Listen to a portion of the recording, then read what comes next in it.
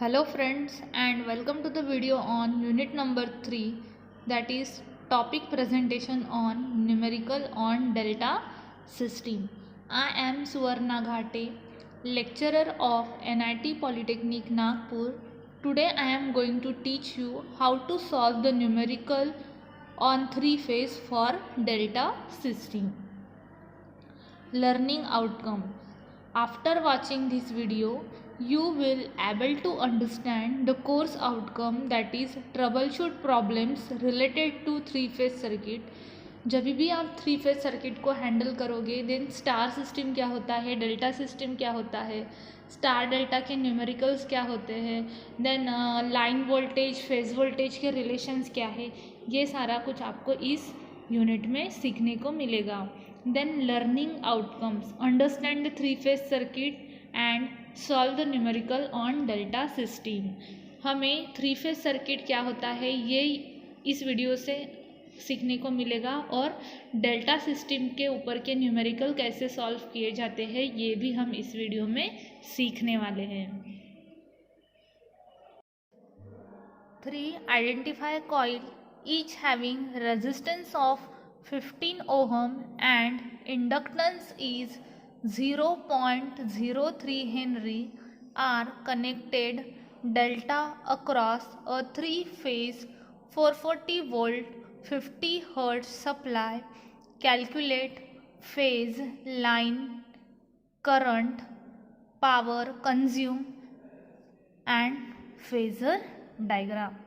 हमें ये delta connected system का ये न्यूमेरिकल गिवन है, उसमें हमें वैल्यू रेजिस्टेंस की गिवन है, that is 15 ohm, inductor is 0.03 Henry and the voltage is 440 volt and the frequency is 50 hertz. हमें कैलकुलेट करना है phase and line current.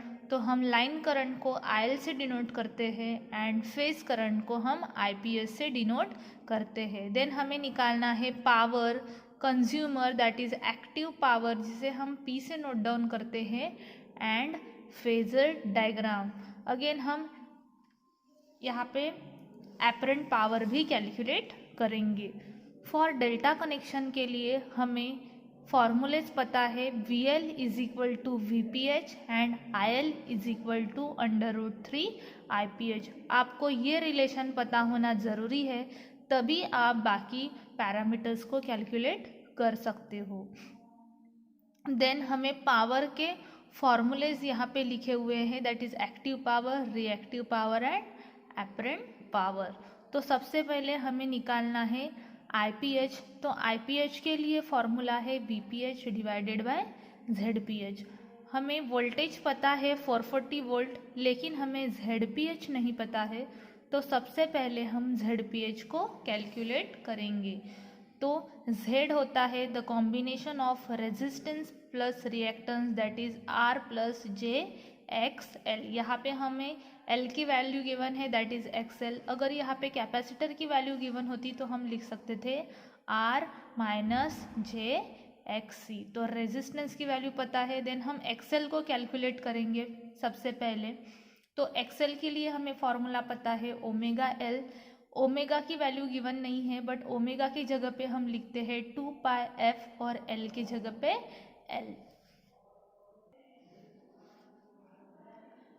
Then XL is equal to 2pi is a constant term into F is the frequency which is 50 Hertz into L 0.03 Henry. Put this value in calculator, so XL is equal to 9.424 ohm. Then हमें अब Z मिल गया, 15 plus J की जगह J, XL की जगह पे हमने XL डाला. यह रेक्टेंगुलर फॉर्म में है, इसे हमें एंगल फॉर्म में चाहिए, तो हम इसको कैल्सी में पुट करके पोलर फॉर्म में कन्वर्ट करेंगे. अगर हमें J की बटन प्रेस करनी है या फिर हमें कैल्सी में रेक्टेंगुलर फॉर्म का फंक्शन लेना है, तो हमें ये बटन प्रेस करनी पड़ेगी. इसके पहले हमें कैल्सी कॉम्प्लेक्स में सेट करनी है, तो हम 2 प्रेस करके कैल्सी को कॉम्प्लेक्स में सेट करेंगे. देन 15 प्लस 9.424, देन शिफ्ट की बटन प्रेस करके हम ENG की बटन प्रेस करेंगे तो हमें I मिलेगा. Then is equal to shift 2 3 is equal to, then हम एस डी की बटन प्रेस करेंगे तो हमें मिलेगा 17.71 एट एन एंगल 32.13 ओहम। अब हमें VPH भी पता है और हमें ZPH भी पता है। VPH 440 एट एन एंगल कुछ नहीं था मतलब 0, देन हमें ZPH पता है 17.71 at an angle 32.13. So put this value in calculator, so we get the answer of IPH 440 at an angle 0 divided by 17.71 at an angle 32.13, then is equal to की button press करेंगे, then shift 2 3 is equal to, then हम SD की button press करेंगे, that is 24.84 at an angle minus 32.13 ampere. Then हमें relation पता है IL is equal to √3 IPH, so put this value √3 into IPH की value अभी हमें मिली है, देन हमें IL मिलेगा 43.02 at an angle minus 32.13 ampere.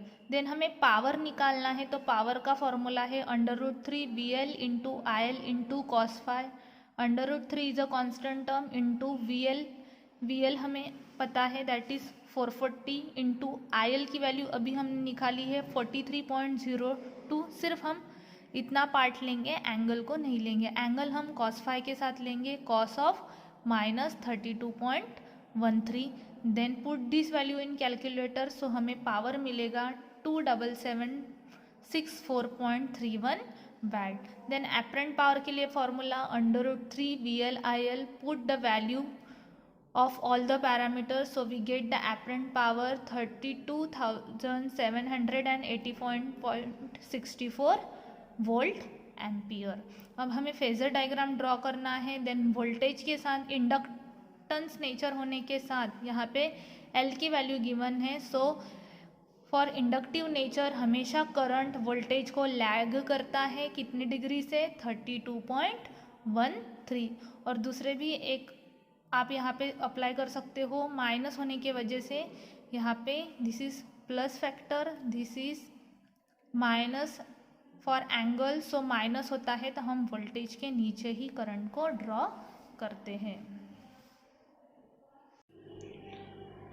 Now the assignment question is a 3-phase delta connect balance load having a resistance of 50 ohm पर phase and capacitance of 50 microfarad per phase is supplied to 440 volt 50 hertz AC supply. Calculate line current, phase current, active power and apparent power.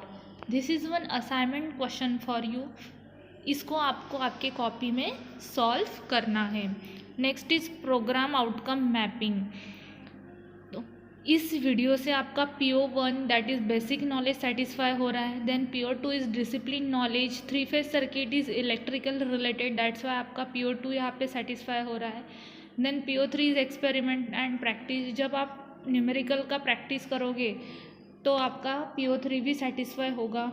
Then PO8 is individual and team work, आपको individually assignment solve करना है, that's why हमारा PO8 भी satisfy हो रहा है। Then PO9 is communication, हम video के थ्रू देन डाउट पूछ के कम्युनिकेट करने वाले हैं, दैट्स वाई PO9 भी सेटिस्फाई होता है।